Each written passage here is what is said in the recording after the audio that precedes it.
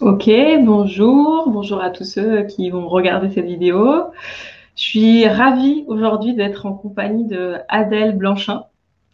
Je vais pouvoir parler un peu d'elle, c'est une artiste. Je sais pas comment tu te décris. Je vais te laisser la parole pour que tu puisses savoir c'est quoi les termes que tu utilises pour toi. C'est toujours un peu, des fois un peu délicat de poser des étiquettes ou des mots sur qui l'on est. Mais ouais, voilà, comment tu peux te décrire toi si tu devais te décrire? Bonjour à tous déjà.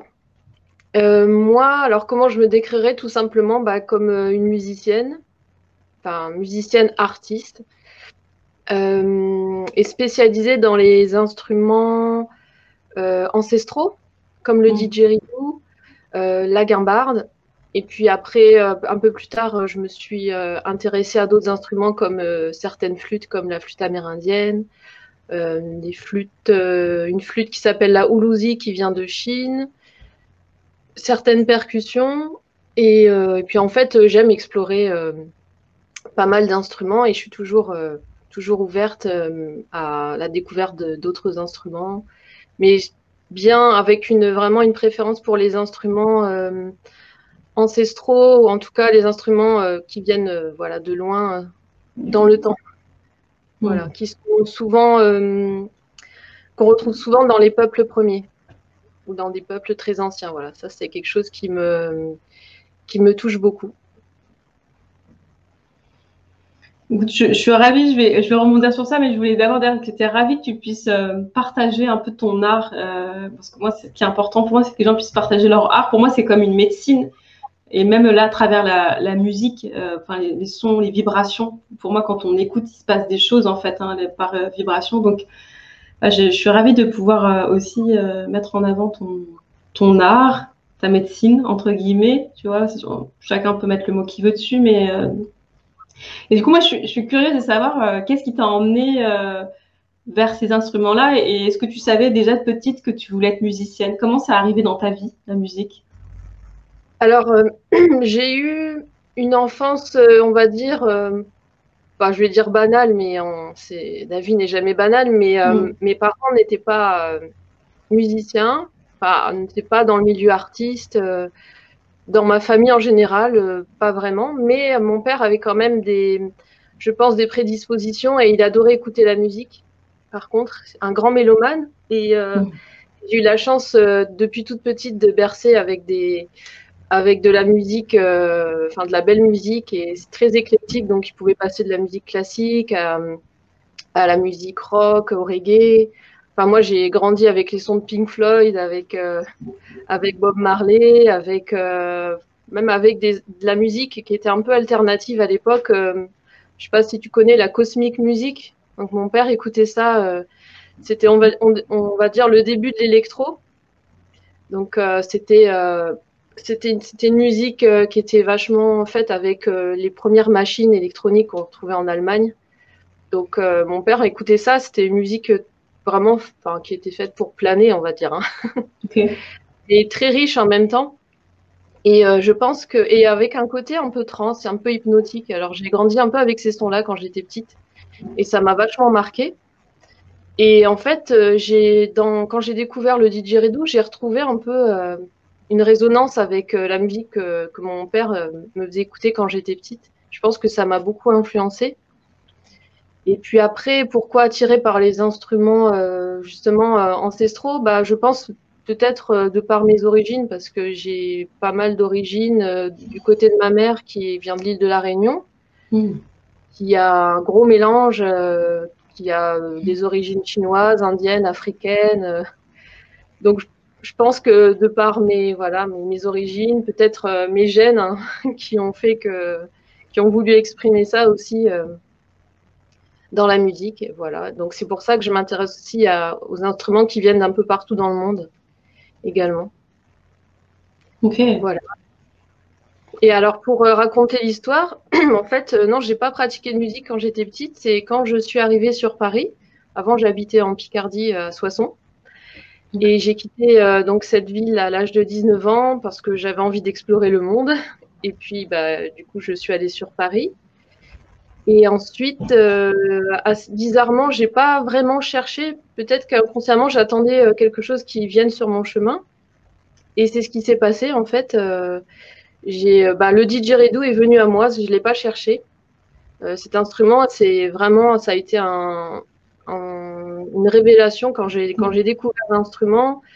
J'ai eu comme une sorte de coup de foudre pour le son que produisait l'instrument.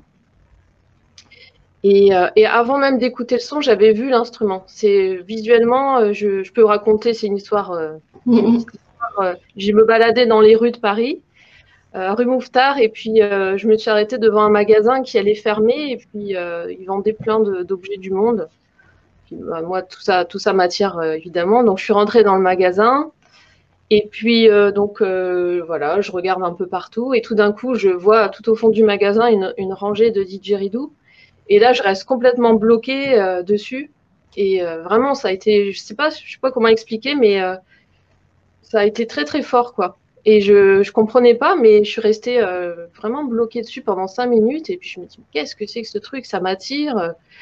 Et puis, je demande à la vendeuse. Elle me fait, oui, c'est des instruments qui viennent de l'Australie. Et donc, c'est des instruments à vent dans lesquels on souffle. J'ai fait, écoutez, je vous en prends 2. Et puis, je sais pas pourquoi, mais voilà, il fallait absolument que je reparte avec un instrument, donc j'en ai pris 2. C'est mon côté un peu achat compulsif, peut-être.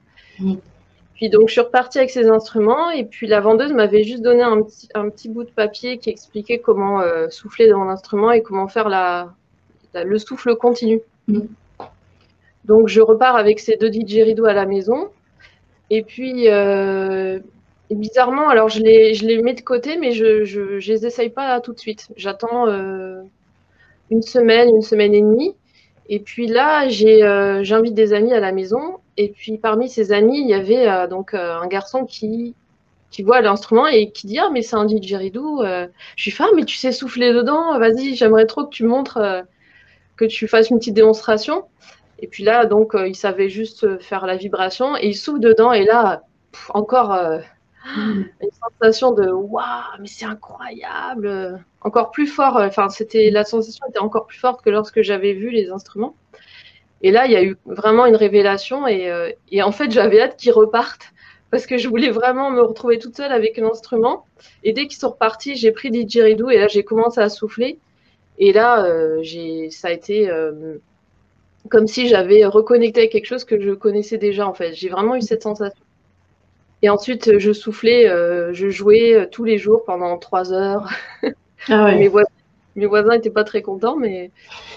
Et en fait, j'ai pratiqué, c'était même pas une pratique, c'était vraiment un plaisir. Et je jouais, et bizarrement, tout est venu très facilement, en fait, quand j'ai commencé à jouer. J'ai pas eu de difficulté à développer la technique, et puis tout est venu très rapidement. Même le souffle continu, c'est venu assez rapidement. Et puis voilà, puis maintenant ça fait 20 ans que je joue de cet instrument. Génial. J'allais te Donc, voilà. demander justement si c'était pas trop difficile de développer le souffle continu, parce que moi j'ai déjà testé une fois et ça avait l'impression que ça avait été impossible pour moi. Et donc ouais, j'entends que c'était vraiment tout comme un coup de cœur, une révélation, quoi. C'était une évidence un peu cette rencontre. Oui, c'est ça. Ouais. Ouais, c'était une évidence. Et après, pour revenir au souffle continu, en fait, ça dépend des personnes. Alors, t'as des personnes qui ont vraiment cette facilité. Mais bizarrement, j'ai remarqué, parce que ça m'est arrivé d'enseigner aux hommes et aux femmes, et je trouvais que les femmes, en fait, avaient beaucoup plus de facilité à capter, en fait, l'instrument. Alors, je ne veux pas faire une généralité, mais j'ai cette sensation, comme c'est un instrument hyper instinctif, intuitif, et ma manière d'enseigner, elle est beaucoup dans l'intuitif aussi. Je trouvais que les femmes avaient beaucoup plus de facilité à appréhender l'instrument. Ouais. Donc, voilà, c'était moins dans le mental et plus dans le ressenti, quoi. Ouais. Ouais, Après, il y a ça des me parle. gens qui le sont, mais voilà, c'est un peu une observation que j'ai faite quand j'enseignais aux femmes. Ok, super. Je savais pas que tu enseignais en plus, voilà, que tu pouvais enseigner et partager C'est marrant que tu te sois intéressé. Donc, du coup, tu es arrivé dans ce monde, là, tu m'as dit vers 19 ans, dans cette rencontre avec le didgeridoo. Et ensuite, qu'est-ce qui t'a amené vers tous les autres instruments? Parce que je sais que tu joues, tu citais un peu quelques instruments au début. Je sais pas, est-ce que tu sais combien d'instruments tu joues différents? Euh, on va dire une dizaine, après vraiment spécialisée dans le didgeridoo et la guimbarde. Ok, La guimbarde, ok. c'est vraiment un instrument que j'affectionne énormément aussi, avec lequel je m'éclate complètement. Et sinon, après, il y a les flûtes qui sont venues un peu plus tard, mais quoique ça m'arrivait timidement de jouer quelques flûtes comme ça, avec un sentiment aussi que je pouvais développer plus. Mais sinon, oui, tout est venu. En fait, c'est marrant, tout est venu de manière très, très évidente, très simple. Et le didgeridoo, quand c'est arrivé dans ma vie, en fait, donc j'en jouais vraiment tous les jours. Au début, toute seule dans ma chambre parce que je connaissais pas d'autres genres de didgeridoo. Hmm. Puis au bout d'un an, j'ai découvert qu'il y avait une association didgeridoo à Paris, donc je me suis empressée d'aller découvrir cette association et de découvrir des passionnés didgeridoo comme moi. Donc ça a été formidable. Et puis du coup, ça m'a permis de rencontrer d'autres joueurs, de découvrir d'autres pratiques de didgeridoo aussi, d'autres techniques, d'autres. Et en fait, les gens passionnés de didgeridoo, c'est un peu aussi des gens qui sont passionnés globalement d'instruments et de cultures anciennes, ancestrales et très connectés au peuple premier en fait. Hmm. Et ça me parle beaucoup parce que bah, je me souviens quand même quand j'étais enfant et adolescente, j'ai toujours eu une attirance pour les peuples premiers. Ça m'a toujours fasciné en fait. La vie des peuples premiers en connexion avec leur environnement.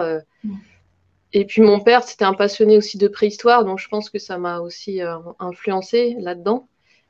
Mais je pense qu'il y a un lien avec tout ça, avec les peuples premiers, avec la connexion avec la nature, le respect de la nature, peut-être aussi une spiritualité aussi qui est très forte, qui est aussi liée à la nature.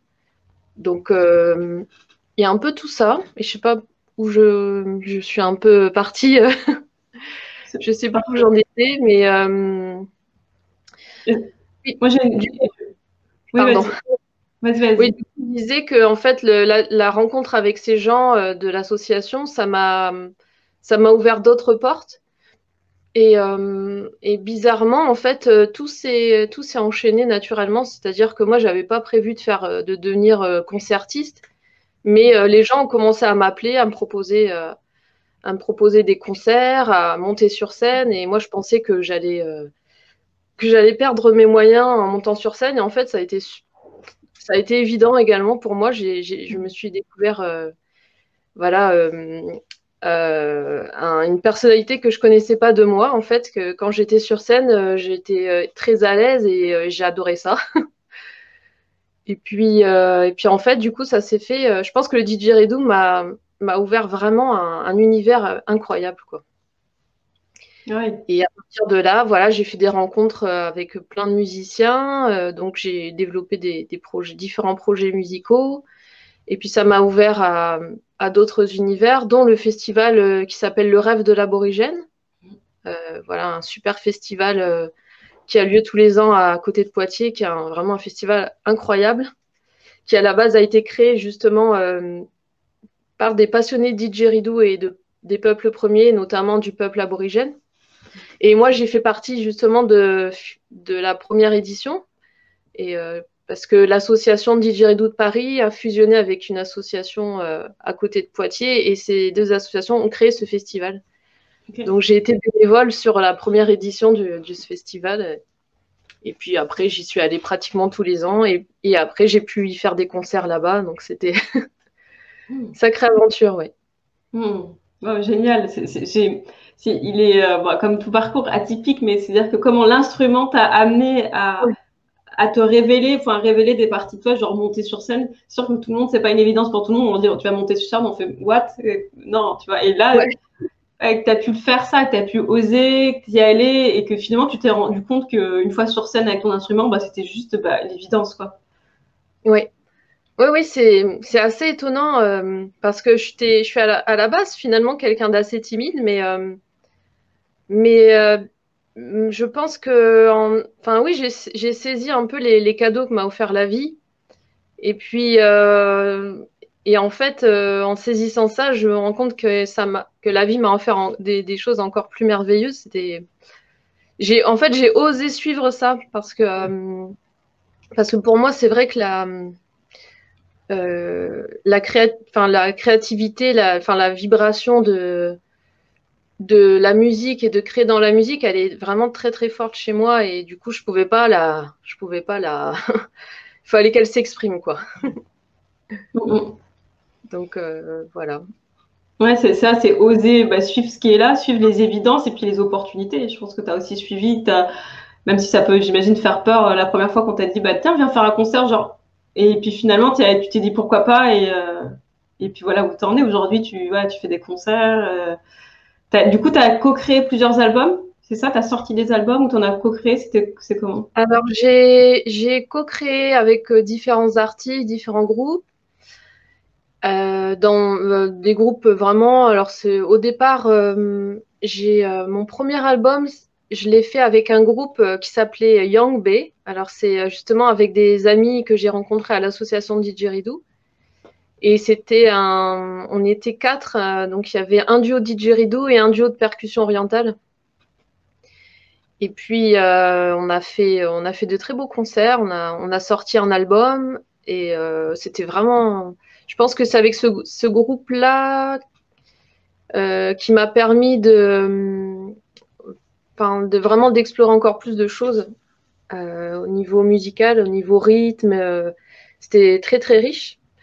Et puis après ça, j'ai eu l'opportunité de jouer avec un groupe qui s'appelle Secret Vibes.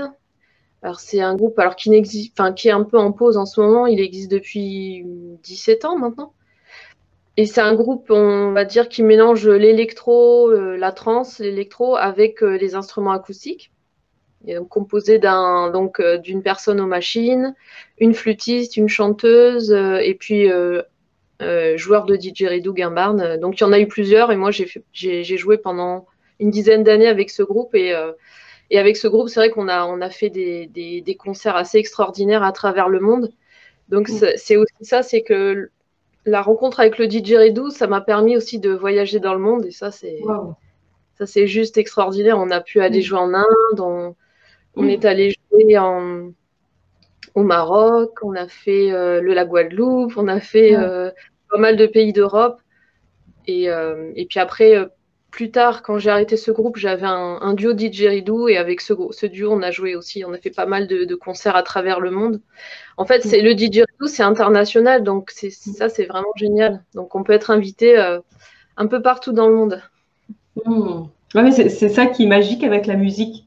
C'est que voilà, avec les instruments, la musique, c'est qu'on peut aller justement rencontrer des personnes du monde entier. C'est créateur de connexions, de liens pour moi, cette musique, au-delà justement des mots où on va pas parler de la même langue, mais jouer d'un instrument, écouter un instrument ou de la musique, c'est partout dans le monde. Et puis, comme tu dis, c'est vraiment des instruments, voilà, des peuples premiers, plutôt des instruments intuitifs. Donc, ça ramène à des racines où ça va être c'est pas j'ai envie de dire c'est pas un instrument qui vient d'être créé, peut-être que des gens qui connaissent pas, là tu peux aller partout avec ces instruments voilà, je trouve ça magique. Est-ce que tu as déjà été du coup par curiosité en Australie, comme c'est le didgeridoo il vient de là-bas donc Bah, en fait, non, parce que alors j'aimerais bien aller en Australie un jour, ça c'est sûr. hmm. Alors après, il y a un, comment dire, le didgeridoo en Australie, chez les aborigènes, est interdit aux femmes. Ah ok. Hmm. Voilà. C'est quelque chose de, on va dire, c'est une interdiction qui vient de très très loin. Et pour les aborigènes, en fait, enfin, la plupart des aborigènes, c'est Hmm. quelque chose qui est très très mal vu. Voilà, de voir une femme jouer du didgeridoo et encore plus une femme étrangère. Hmm. Et du coup, c'est pas évident parce que par exemple, il y a 2 mois, on avait formé un groupe avec toutes les joueuses internationales Hmm. de didgeridoo et on a essayé d'organiser un festival en ligne. Ouais. Et en fait, donc on a commencé à faire la promo de ce festival et au bout d'un moment, en fait, la communauté aborigène a commencé à réagir à à cet événement. Et ça a pris de telles proportions de la part de la communauté aborigène. Ils en ont même parlé à la télévision en Australie. Ah oui. Parce que ça, pour eux, c'était pas possible que ce festival ait lieu, parce que pour eux, c'était vraiment c'était une insulte vis-à-vis et une appropriation culturelle de la culture aborigène. Donc du coup, on n'a pas pu organiser ce festival. Alors moi, je n'ai pas du tout de ressentiment par rapport à ça, parce que je peux très bien comprendre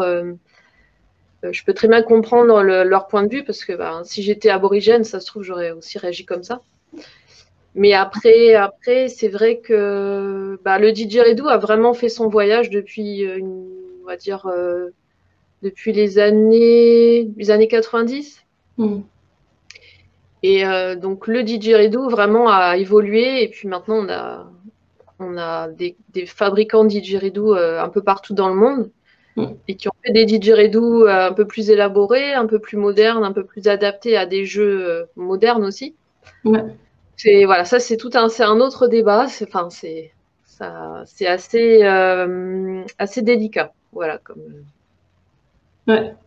Ouais, c'est qu'il y a une tradition. J'entends qu'il y a des gardiens de tradition, en fait. Il y a la tradition aborigène avec les instruments, enfin leurs instruments et comment ça se passe dans la tradition, c'est-à-dire que c'est interdit aux femmes. Et j'ai vu dans d'autres traditions, je pense en Afrique, qui aussi ils ont un instrument qui est interdit aux femmes. C'est les hommes qui jouent. Et du coup, c'est marrant de voir ça se retrouve aussi là. Et après, je pense que je peux comprendre que du coup, il y a les gens qui sont gardiens des traditions, que c'est pas OK pour eux. Et puis, il y a aussi des traditions il y a de belles choses dans ces traditions qui ont besoin aussi d'évoluer avec le temps, avec l'époque. Il y en a qui sont là aussi pour faire évoluer ça. Et en même temps, c'est important aussi, je pense, de garder, d'être conscient que ça part d'une tradition, que ça part du peuple aborigène. Et du coup, c'est aussi précieux de voir d'où ça vient des racines, sans pour autant oublier, sans pour autant, pour moi, penser que ça peut être aussi évolué, quoi. Mhm. Oui, d'autant plus que c'est vrai que les gens, en tout cas, beaucoup de gens en Occident qui pratiquent cet instrument, à la base, ce sont des gens qui sont vraiment passionnés par la culture ancestrale des aborigènes. Et moi, c'est vrai que le didgeridoo m'a permis de connaître aussi Mm. cette tradition, et qui est extrêmement riche, qui est juste incroyable, hein, qui est une des plus anciennes. Et, et puis, oui, la spiritualité aborigène est vraiment très, très, très belle, quoi.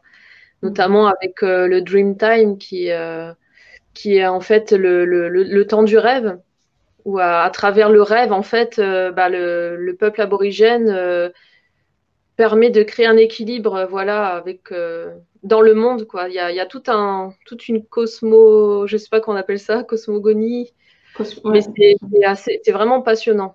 C'est vraiment Mm. passionnant. Et moi, au contraire, en fait, que le fait de jouer du didgeridoo, ça me permet aussi, ça permet à d'autres personnes qui connaissent pas de découvrir l'instrument, et par extension la tradition aborigène. Mm. Donc, Ouais. je pense que ça va faire son chemin. Et puis, et je pense que le didgeridoo, quelque part, il n'est pas venu par hasard dans le monde occidental. Je Mm. pense pas. Ouais. Ouais, est-ce que tu penses, moi, ce qui me vient là, ça vient reconnecter un peu aux racines et d'aller plus aussi dans les sens, le lien avec la nature, des choses qui sont beaucoup plus, j'ai envie de dire, primaires, mais essentielles, qui fait partie de la nature de qui nous sommes et qu'on peut avoir oublié avec tout le superflu qui peut se créer dans nos sociétés. Oui, oui, oui, c'est totalement ça, hein. En plus, l'instrument, c'est juste une branche. Mm. Et donc, je sais pas si tu connais comment a été créé l'instrument, comment a été découvert le didgeridoo. Il y a une petite histoire que j'aime beaucoup raconter, une histoire traditionnelle. Donc c'est un homme, un aborigène qui était dans le bush, et qui ramassait des branches pour préparer un feu. Donc il ramasse toutes ces branches, il pose son tas de branches à côté, et puis il commence à faire son feu. Puis progressivement, donc il jette les branches dans le feu pour raviver le feu, et à un moment donné, il tombe sur une branche, et avant de la jeter dans le feu, il découvre que cette branche est habitée par des termites. donc à l'intérieur. Alors, du coup, il se dit, bah, je vais pas tuer les termites, bah, je vais souffler dedans pour qu'elle s'envole et ensuite je jetterai la branche. Et quand il a soufflé dans la branche, bah, c'est là que le son du didgeridoo est né. Et après, on dit que les termites se sont envolés dans le ciel et ont formé des étoiles. Voilà, c'est une belle histoire. Ouais, c'est joli. Magnifique. Et oui, le didgeridoo, déjà, c'est un instrument qui a été fait par la nature. Moi, je trouve ça assez incroyable. Et puis, les vibrations de l'instrument, c'est vrai, te connectent vraiment à quelque chose de très terrien. Vraiment, c'est hyper profond. C'est vraiment très connecté à la terre. Donc, tout ce qui est au niveau du chakra racine, voilà, ça résonne énormément. Et puis, on l'utilise aussi beaucoup dans la thérapie du son, le didgeridoo également. Et moi, ça m'arrive parfois de proposer des voyages sonores et puis d'utiliser beaucoup de didgeridoo. Et je sais que ça a quand même un impact. Ça peut être à la fois relaxant et puis ça peut être aussi très dynamisant. Donc ça dépend des personnes, quoi. Ça dépend comment c'est joué, parce qu'on peut le jouer de manière très méditative et on peut le jouer aussi de manière très rythmée. Et là, du coup, ça peut être hyper feu, quoi. Ouais, j'en ai déjà entendu, j'adore aussi, hein. J'adore le didgeridoo, je trouve ça vraiment magnifique. J'ai voulu, enfin, j'ai pas vraiment testé d'en faire. J'ai soufflé une fois dedans et je me disais, oh là là, ça a l'air d'être compliqué. Et je m'en suis pas mis plus. Mais je sais qu'il y en a même maintenant qui sont des formes arrondies, parce qu'à la base, ça c'est vraiment allongé et qu'il peut y en avoir maintenant même des. T'as déjà testé d'autres formes? Oui, j'ai déjà testé de différentes formes, différents prototypes. Et c'est vrai qu'en fait, il suffit juste d'avoir un tube suffisamment long pour pouvoir produire après une vibration. Donc, on peut après s'amuser à faire différentes formes. Je crois qu'il y a un fabricant qui fait des didges en forme de saxophone et à coulisses. Donc, tu peux aussi changer la note tout en jouant. Donc, il y a vraiment des gens qui se sont amusés à développer plein de différents prototypes, à explorer vraiment l'instrument et à en faire presque un autre instrument. Et du coup, mais moi, je suis quand même très fidèle voilà, j'aime bien la forme traditionnelle du didgeridoo. Et du coup, là, en ce moment, tu lances ton album. C'est ton premier album solo? Ou c'est pas. C'est mon troisième. C'est mon troisième album solo. Mais alors, les deux premiers, c'était beaucoup plus axé didgeridoo ou guimbarde. Et alors, cet album, en fait, donc il y a beaucoup de nouvelles choses, notamment la voix. Depuis, on va dire, 2 ans, je me suis autorisée à chanter. Alors avant, je chantais pour moi et j'étais pas très sûre de moi.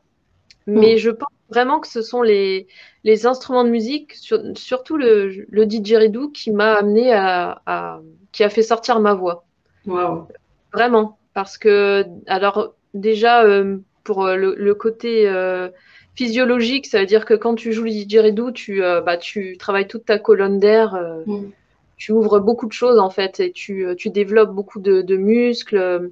Donc, automatiquement, il y a quelque chose qui se transforme, en fait, au niveau de tes organes qui sont sollicités par la pratique du didgeridoo. Et le souffle, en fait, voilà, travailler son souffle. Et je sentais, en fait, que plus je jouais et plus j'avais envie je sentais que ma voix voulait sortir, quoi. Et après, ça est devenu vraiment évident. Et quand j'ai commencé à chanter, c'est aussi des chants très intuitifs, voilà, qui sont sortis. Donc, je n'utilise pas de mots connus. J'invente, voilà, je crée mes propres mots. Moi, je t'ai entendu chanter, j'adore, hein. Je trouve ça super beau. Donc, merci d'oser partager ta voix parce que pour moi, ça contribue vraiment. Enfin, moi, je t'ai vu quelques vidéos sur ton profil où tu chantes. On a eu la chance de se croiser, mais quelques minutes en vrai. Là, on était au lac de Gérardmer. Mais oui, c'est sûr que moi, je trouve ça beau et je trouve que ça amène aussi quelque chose en plus, une sonorité en plus. Et j'aime beaucoup. Et puis moi, je suis aussi connectée beaucoup au chant intuitif comme ça. Donc, c'est ça va complètement, je trouve, avec ton univers et ça, c'est bon, ça soutient vraiment. Et puis c'est encore plus toi, parce que c'est ta voix cette fois-ci plutôt qu'un instrument. Oui, Donc, oui, oui. Et vraiment pour ajouter par rapport à la voix, j'ai enfin, pratiquement toutes mes chansons, enfin toutes mes compositions à la voix ont été inspirées directement par les instruments que je joue. Et par exemple, il y a une chanson qui est sur Internet qui s'appelle Enaho. Et cette chanson, en fait, elle a été inspirée directement par le son de la guimbarde avec laquelle je joue dans ce morceau. Et il y a un autre morceau pareil, où je joue un triple ocarina qui s'appelle la waka. Et en fait, j'ai commencé à jouer de cet instrument et l'instrument m'a inspiré un chant. C'est-à-dire qu'en fait, parfois, quand je joue un instrument, bizarrement, c'est pour la première fois et en fait, j'entends une mélodie. Donc parfois, je me dis, oui, c'est l'instrument qui m'a insufflé son chant, en fait. Et j'ai vraiment eu plusieurs fois l'occasion, en fait, de créer comme ça avec un instrument m'a fait vraiment. Ça veut dire que j'entendais la mélodie quand je jouais l'instrument. Et donc, je trouve ça vraiment assez incroyable de vivre ça. waouh, Ouais. c'est beau. Ouais, c'est beau cette connexion. Du coup, tu as vraiment cette connexion à l'instrument qui fait que jusque-là, tu entends même le chant, ou en tout cas, il y a un chant qui devient en lien avec l'instrument. C'est ça? Voilà, c'est ça. Ouais. Waouh. Ouais. C'est pour ça que c'est si beau. C'est qu'il y a pour moi, il y a une sorte de connexion et voilà, d'harmonie. Ça va vraiment avec. Ok. Ouais, ouais, ouais, c'est vrai. Donc ouais, bah écoute, je suis très contente voilà, de te parler de tout ça. Mais moi aussi, je suis ravie d'entendre. J'adore entendre les histoires. Puis c'est incroyable. Tu vois, ce qui me ça vient, je pense pour ceux qui vont écouter ou qui nous écoutent, c'est vraiment de se dire que ouais, oser suivre les opportunités, oser suivre ses élans et qu'il y a des cadeaux en fait. Tu vois, quand je vois le didgeridoo, tout ce qui t'a amené sur ton chemin, c'était une rencontre incroyable. Des fois, c'est des personnes qu'on rencontre et puis des fois, la preuve dans ton histoire, c'est un instrument qui t'amène à oser aller sur scène, à sortir des albums, à même à chanter, à oser ta voix, à chanter. Chose que tu n'aurais peut-être du coup jamais faite par ce biais-là. Mais en tout cas, c'est beau. Pour moi, je trouve ça super beau et voilà, magnifique de voir toutes ces histoires de vie, là, ton histoire qui amène à ça, quoi.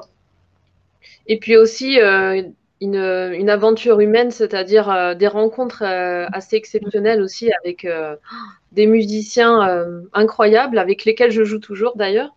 Mm. Et enfin, pour moi, ça a été aussi ça a été un très très beau cadeau parce que je me souviens, avant de faire de la musique, moi, je regardais les musiciens comme, voilà, presque comme des dieux. Et puis, le fait de, voilà, devenir musicienne et de rencontrer des artistes incroyables, hyper inspirants, Mm. et avoir eu la chance de composer avec ces gens-là, je trouve ça assez exceptionnel. Donc oui, c'est vrai que le didgeridoo, ça a été la rencontre, on va dire, de ma vie, hein. Mm. Une des grandes rencontres de ma vie et qui m'a ouvert un univers extrêmement riche, extrêmement coloré. Mm. Donc oui, c'est important ouais, de suivre son intuition, et voilà, d'écouter, même si Mm. ça peut faire peur, mais voilà, de saisir ces opportunités que nous offre la vie. Parce que Mm. derrière, ça peut être au centuple. Bah ouais. Donc, mm.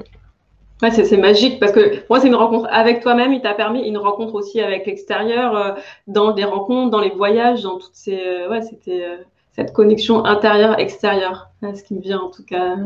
Oui, oui, oui, c'est ça. Ouais, ouais, c'est assez dingue. Ouais. Mm. À la fois la richesse que j'ai pu vivre intérieurement, bah, j'ai pu la voir à l'extérieur aussi, oui. Mm.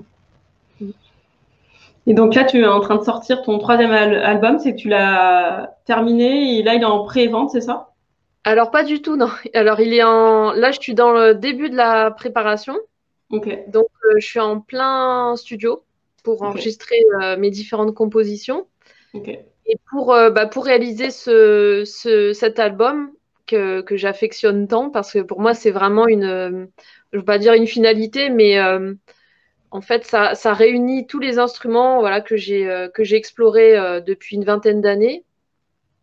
Et avec tous ces instruments, en fait, je crée des compositions avec les chants, avec voilà, les différents chants. Et puis, du coup, c'est un album qui est très, très riche en termes de sonorité, de différents instruments, et puis avec des chants qui peuvent être à la fois très doux, très méditatifs, et en même temps, il y a des morceaux qui sont hyper tribaux. Donc, j'ai pas encore eu l'opportunité de les diffuser sur Internet. Bon, bientôt, je montrerai des extraits. Mais il y a vraiment des morceaux qui sonnent vraiment très, très, très guerriers aussi. Donc, il y a mon côté guerrière également qu'on pourra entendre dans cet album, et puis mon côté aussi très doux, très, très printanier. Mais du coup, voilà, j'aime bien les deux aspects. J'aime bien le côté, j'aime bien la douceur, j'aime bien le côté très féminin, mais j'aime aussi le côté très yang. Et donc, dans cet album, il y aura vraiment les deux, quoi. Il y aura vraiment un équilibre entre la douceur et puis la force et la puissance du féminin. Voilà. Ouais, magnifique. Ce qui est bien, c'est que c'est comme si c'était une réunification sur cet album. C'est comme si tu pouvais mettre toutes ces facettes et que j'imagine qu'à l'écouter, on va pouvoir voyager dans ces univers et aussi se reconnecter à l'intérieur de nous aussi à ces facettes présentes, aussi à cette douceur, mais aussi à ce yang qui est plus tourné vers l'action, on y va, la force, et un yin qui est plus dans l'écoute, l'intuition, les sensations, quoi. Oui, c'est vrai. C'est vrai que du coup, en parlant comme ça, je me rends compte que c'est pour ça qu'en fait, je sens une vibration très très forte à vouloir le réaliser parce que je sens qu'il y a quelque chose de très complet, voilà, dans ce que je veux proposer au niveau des différentes énergies. Même quand j'en parle, je sens que ouais, c'est comme si j'étais poussée. Il faut vraiment que je le réalise cet album et que je le fasse découvrir à un maximum de personnes. Enfin, c'est comme ça que je le ressens, quoi. Magnifique. Ouais. Bah écoute, si ça peut permettre cette interview aussi de le faire connaître et de dire ok, il existe, il est en préparation pour l'instant, mais il va exister, il est déjà en train d'exister. Ça sera avec joie. Je mettrai de toute façon tous les liens là en haut de la vidéo pour que les gens puissent, s'ils ont envie, s'ils sont appelés à l'écouter, à l'acheter, ça sera avec joie que je puisse. Justement, pour les gens, si ça parle aux personnes voilà, qui auraient envie de l'écouter, d'explorer un peu ce que je fais, je fais un appel à financement pour justement aller jusqu'au bout de cette aventure parce que ça nécessite un certain budget. Donc, je fais un appel à financement en précommandant mon album. Voilà, on peut m'aider à aller jusqu'au bout de cette aventure. Donc, tu pourras peut-être mettre le lien voilà, de cette page. Et puis, il y a même, ce qui est sympa, c'est qu'il y a des contreparties dans, je sais pas, le principe de Ulule, c'est ça, il y a différentes contreparties. Et il y a un didgeridoo à gagner. Wow. Donc, si ça intéresse, une chance sur 200, vous pouvez gagner un didgeridoo. Ou sinon, de toute façon, repartir avec un album. Ouais. Voilà. Génial. Ok, super. Bah, je mettrai avec plaisir le lien pour pouvoir, pour ceux qui veulent contribuer et en même temps s'offrir ton CD. C'est un peu les deux, quoi. Donc, c'est génial. Est-ce que tu as envie de nous faire jouer un instrument là pour nous chanter en même temps, enfin, ce qui te vient pour nous faire un peu découvrir ta musique? Je peux vous faire un petit morceau didgeridoo. Ok, avec plaisir. Alors, juste laisse-moi 10 secondes récupérer l'instrument. Vas-y, vas-y.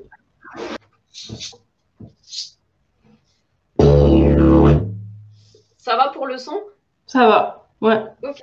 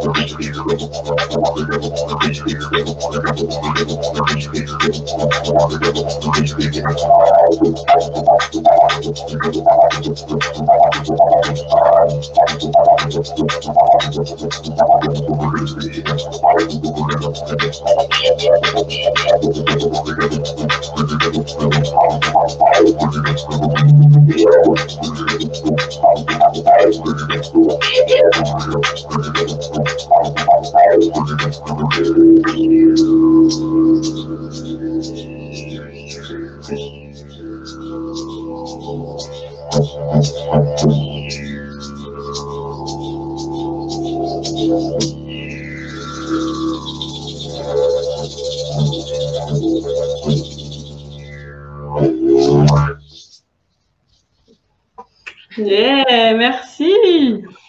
Wow. C'est super. J'ai eu des frissons là. C'est venu me chercher. Je sens que c'est puissant. Ah, merci. C'est impressionnant aussi. Ça a l'air, enfin, entre le souffle, le son, plus là, tu fais les rythmes avec. Je trouve ça hyper impressionnant. En tout cas, moi qui suis pas musicienne, depuis de voir ouais, tout ce que tu peux faire. Et non, je trouve ça vraiment beau. J'imagine qu'en plus, là, bon, je sais pas la qualité du son, mais j'imagine qu'entre le CD ou te voir en vrai en concert, ça doit être encore plus Oui, magique. bah déjà en direct, oui, quand les gens reçoivent directement les vibrations, oui, ça peut être très fort. Puis après, quand c'est parfois sur des grosses scènes avec un son, un gros son, c'est juste aussi Ouais. très, très, très puissant. Et, et dans l'album, oui, il y aura aussi des moments comme ça avec le didgeridoo, vraiment très tribal. Et puis, j'ai de la chance d'avoir un ami qui est ingénieur du son et qui est aussi un grand musicien qui va pouvoir réaliser cet album qui s'appelle Jérémy Natag, avec qui je fais pas mal de collaborations musicales. Et je sais que c'est très précieux de l'avoir avec moi parce qu'il connaît exactement ma vibration musicale et ce que je veux, voilà, l'intention que je veux mettre. Et c'est vraiment génial de l'avoir avec moi. Merci en tout cas, c'était voilà, c'était super beau. Merci de partager ton art et voilà, à travers tes instruments, ta voix. Je trouve ça précieux. Plus on est nombreux, je pense, dans ce monde à oser, j'ai envie de dire sa voix, mais du coup, sa voix VOIE aussi. C'est-à-dire ce Ouais. qui nous anime profondément, ce qui est nous, ce qui nous est, tout parle de nos couleurs, de nos talents, de notre mélodie. Plus je pense que ça prend soin de soi et ça prend soin du monde pour le coup. Et donc, pour moi, c'est vraiment précieux. Est-ce que tu as envie de dire un mot ou avant de terminer, oui, si tu as envie de partager un message au monde ou là aussi un mot qui te vient que tu aimerais pour terminer, ça serait quoi? Ce que j'aimerais dire, c'est un peu ce que je suis un peu en train d'explorer, moi, en tout cas, intérieurement, ce qui est important, c'est de s'apporter de la douceur, quel que soit ce qu'on traverse. Et parfois, on peut être très, très dur et très exigeant avec soi-même. J'expérimente ça aussi, hein. Et en fait, je me rends compte que ce qui fait du bien, ce qui guérit, ce qui apaise, c'est vraiment de s'autoriser d'être doux avec soi. Et du coup, après, on est plus facilement doux avec l'extérieur. Et voilà, ne pas se mettre trop la pression et vraiment être doux avec soi, comme si on était, comme quand on est doux avec un enfant, quoi. Voilà. C'est le message que je voulais transmettre. Parce qu'en ce moment, voilà, c'est quelque chose que j'expérimente. Merci. Ouais, donc, vive la douceur pour soi. Ouais, je pense aussi que c'est tellement précieux de. Oui, en fait, c'est ça, c'est que la douceur n'empêche pas d'être aussi puissant. Moi, je pense que c'est les deux vont ensemble, quoi. C'est complémentaire. Carrément. Donc, Ouais. faut oser être doux et oser être puissant. Ouais, découvrir même la puissance de la douceur. Il y a de la puissance dans la Exactement. douceur. Ouais, exactement. Ouais. Mm, mm. Mais écoute, merci. Merci d'avoir répondu à cet appel là, pour cette interview. Je suis ravie, en tout cas, moi, de pouvoir partager, te faire connaître un peu plus et puis que tu puisses continuer, toi, à œuvrer dans ce que tu aimes. Et voilà, c'est ça que j'ai envie de te partager. Ben, je voulais te remercier aussi beaucoup pour voilà, m'avoir permis de m'exprimer et puis de ta gentillesse, de ta douceur.